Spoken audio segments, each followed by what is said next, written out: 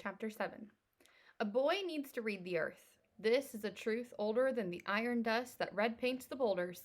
It's older than the woolback mammoths that are fossiled into these hills. It's a feeling truth, a gut truth, deep inside that leads a boy to boulder tops on mountain tops, scanning ancient vistas, listening like a perched hawk, reading willow trees for buried water, canyon sides for fruit or meat, and the ridge tops for a friend or a stranger. It leads a boy to wander nights, to turn blind corners and enter black eyed caves, hunting for earth and knowledge, following a star born hunch. Even a boy like Tom Gallagher has to read the earth. This wind, that wind, and rain clouds building. Inside, he has a craving, not to be denied. The truth is, a boy kept distant from the earth is a boy that is dissatisfied. Sometime, in the dead of night, Tom felt someone shake his shoulder. You with me, compadre? Cruz whispered. Tom squeezed his eyes tight, gave his face a hard rub, then slowly looked around. By now, the earth had spun to a whole new set of stars. The quarter moon had risen higher and hung like a smile over White Fang Peak. He sat up without saying a word. On fox feet, Cruz slipped away and headed for the barn.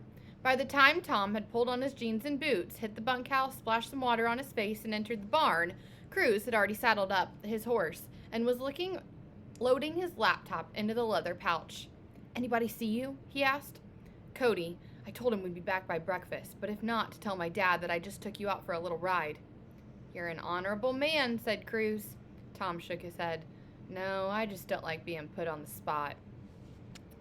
They rode the dirt road along Doc's farm across the highway by the string of mailboxes at the foot of Doc's drive. The clop of iron horseshoes on the asphalt seemed as loud as a hammer on stone. Tom glanced back towards his house yard, and he saw no movement. Along the fence line, Tom took the lead as they rode in silence to the edge of the mayor's pasture land. 2 cows stood next to the white board fence, sleeping. Tom had not ridden so long, the saddle felt hard beneath him. He stood on his stirrups a moment and then resettled. The horse huffed loudly through wide nostrils and shook his head. Tom patted his neck. The cows didn't move. As they left the highway's edge and cut into a field, the trail started to widen, and they rode side by side. Before long, the 2 riders were out of the dim glow of the town light into the shadowless murk of the early morning. How far away is it? Said Cruz. About an hour. Tough climb? The last part. It goes uphill pretty fast. How's your horse? He'll be all right. What's his name? Pronto. In the tall brush, crickets scraped their wings into chirps. The tough, gangly branches of scrub oak and wild lilac bushes rose up on both sides of the trail, higher than the riders. The night sky towered over them, too, in the way massive oak trees covered a canyon, letting in only sparkles of the daylight, just like stars through the leaves. You sure are quiet, Tom nodded. That's what everybody says. What are you thinking? I don't know. Tom was the happiest when he could sit silent, be the observer, the noticer of all the small details. You know, the sketcher. They rode another 10 minutes or so in silence to the foot of Rattlesnake Ridge. By now, a trace of morning was breaking behind White Fang Peak, the highest point on the ridge. Cruz stopped his horse and gazed off toward the glow. Sure is pretty, he said. You lived out here all your life? Yeah. Tell me about these guys. You know, Frankie, Ramon, everybody else on the team. Tom thought for a moment. Well, Frankie Flores is my closest friend. Known him the longest. Yeah, I figured that. He's either at my house or I'm at his all the time. He's a great shortstop, but he's kind of girl crazy. And Maria is his cousin. She's kind of bossy. Cruz laughed. That's a nice word for it. You know, she's kind of pretty, too. That startled Tom. You think so? You don't? I never thought about it. That was a lie. Tom knew it. But it had just happened that night. Seeing Maria as something more than Frankie's obnoxious cousin was brand new to him. And besides, that might all change tomorrow. So he just kept going. And Ramon. He's smart. He's like a brainiac. In 3rd grade, he was building websites and posting time-lapse photos of the moon and stars and stuff like that. Cruz tissed his horse into motion. Seriously. Wow, I like guys like that. Yeah, me too. And he's a good outfielder. Tom remembered how he and Ramon had spent all of 4th grade building a video game called Killer Apes of Alpine and wondered what had happened to it. Then he continued, and then there's Cody. He's the youngest, and he sure acts like it. Good ball player? Tom laughed. Well, better than me, and he's only 11 years old. So, this team we're playing, they're all 12-year-olds like us? An all-star team practically of 12-year-olds. Ask Will. Oh yeah? What about Will? He's a catcher, right? Seems goofy. He is, but he and Ramon are also our best hitters. And Will's okay, but like Frankie says, he's not exactly the sharpest crayon in the box. Cruz nodded his understanding. Maria has some real power, I noticed. Good, quick swing, and Maria, she's got some pop too. Strong shoulders, strong legs, and she's tall. Yeah, Tom agreed. They both play softball. They were on All-Stars and everything. The image of Maria's shoulders flashed into his mind, then her long legs. Tom could see what Cruz saw.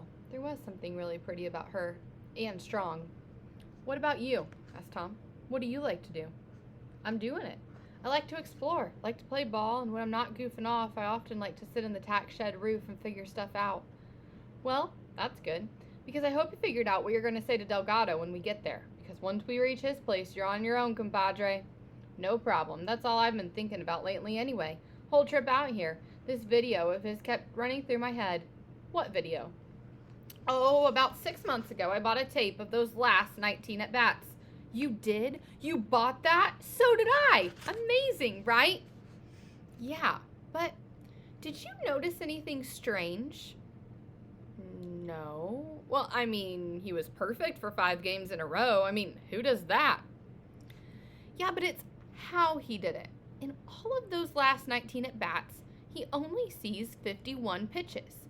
And he only swings the bat 19 times. Tom considered that a moment.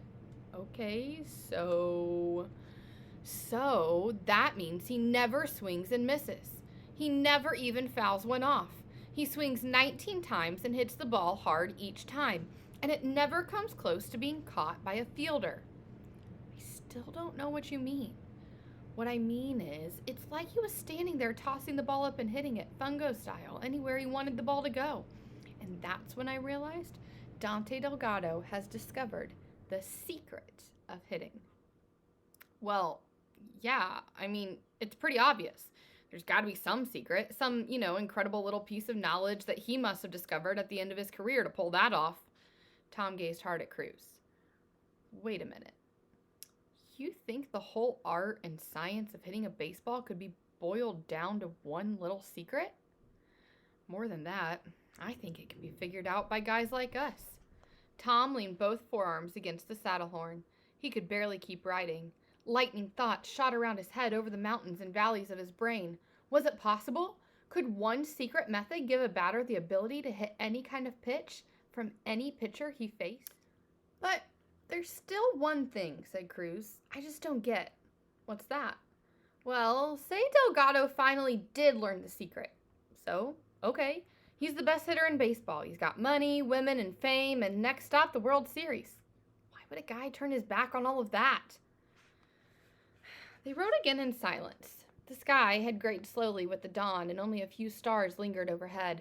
But inside Tom's head, the wheels whirled at the speed of light, spinning with possibilities, pictures, and random thoughts. He led the way up the ridge crest down a small ravine and up again into the thicket.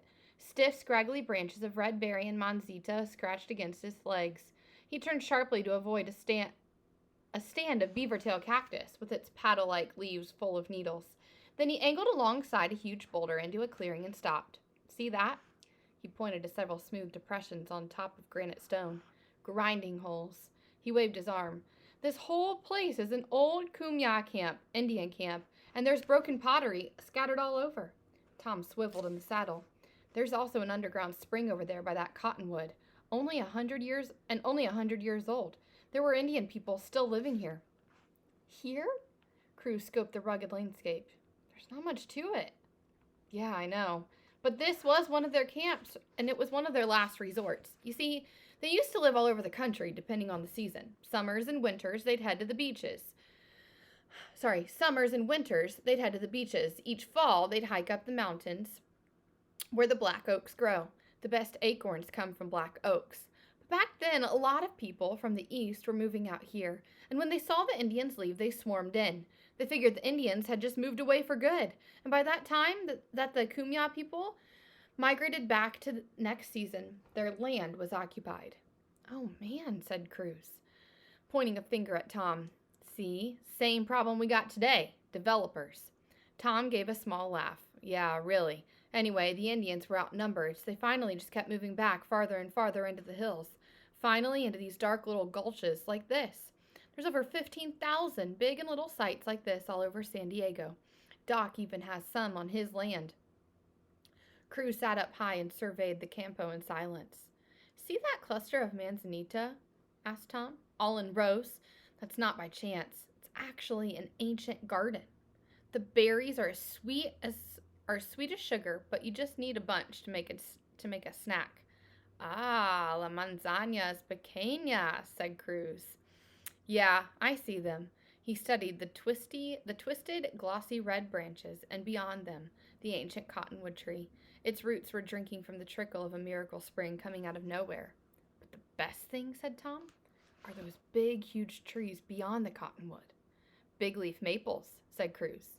Boy, nice size. Tom was surprised that Cruz knew the name of them. That's the kind of bat I have, said Cruz, from a Pine Valley tree. No kidding. Doc made me a bat once from one of his trees. Got a lathe in his work shed. I watched him, but I never made one myself. You still have it? Yeah, but it's too small to use now. It's too light. I was only 10. Bring it tomorrow, will you? I'd like to see it. Cruz turned back to the grinding stones. Man, Tom, it's almost spooky up here. You feel the people, don't you? People all around us. It's like we're right in the middle of an ancient town. I know, said Tom. Not for long. This place will probably be the next to go. Once they build out Doc's ranch with a bunch of little 10-acre ranchettes and sell them for $1 million each, they'll probably come up here next. Tom led the way out of the canyon and over the next ridge crest. I do think my dad's right, though, that our town's dying. But if this deal's the right way to save it, why does it feel so wrong? You know what I mean? I do. Cruz caught up to Tom now that they rode on the south wall of the canyon and the brush had thinned. When I was 10, my dad told me something I think about a lot. Back when he was dying from cancer and I knew that I was going to be taking over the business, he said to me, when you have a tough decision to make, listen to your gut feeling, to that tiny voice down inside. And he said that as the fastest way to lose touch. The fastest way to lose touch with that voice is by being greedy. Tom said nothing. He couldn't think of anything good to say, but he did feel an admiration now that Cruz and his dad had given him a good gut feeling. You know what else is dying, said Cruz. Baseball. Tom looked at him and grinned. No way. Baseball's never going to die. You mean because of the players' strikes and high salaries and everything? Oh, well, maybe. But I'm talking about another problem that baseball has. A huge one I could figure out if I could kill off the game entirely. What? Cruz looked side to side behind him and then softly said, T-ball. T-ball? What are you talking about? Cruz gave an open-mouthed grin. It's true. T-ball is killing baseball. First realized it when I saw those games up on the White House lawn. I was just a bunch of little kids running around having fun. To you, maybe, but to me, I saw something else. See, T-ball is a game that old people invented. And why? Because little kids don't pitch or hit that well. So they eliminated pitching and they turned it into golf. Tom considered that idea for a moment. Yeah, so? So they're killing baseball and they don't even know it. They're killing the ability of kids to learn the most important part of the game, to follow a ball with their eyes, and to swing at a moving target. And if you don't learn that when you're little, you're never going to learn it well. At least you'll never learn to hit major league pitching when you get older. Why not? When I was watching all those tapes of Delgado, I realized a good hitter reads the pitch. He decodes it and interprets it. Then he speaks to it. What? Yeah, really. I figured out that learning to hit a baseball is a lot like learning a foreign language. If you want to speak for a foreign language without an accent, you have to do it when you're young. After a certain age, it's too late. Same with hitting. Keep talking. I'm listening. Well, I was sitting there watching the T-ball game when it hit me that Delgado was doing the same thing. Playing T-ball? Well, yeah, sort of. It was like after all these years, now he could hit a major league fastball like it was sitting on a tee. So I asked myself, if T-ball is where you want to end up, where should you begin? What's the secret? Tom had no answer for that. He glanced at Cruz, who shrugged, saying, I'm not 100% sure, but I think I'm close to figuring it out. Tom stood up in his stirrups. You're serious, aren't you? Serious as a diamondback in your boot. Cruz raised an eyebrow. That's why we're going to Delgado's. And that's where you come in, my friend.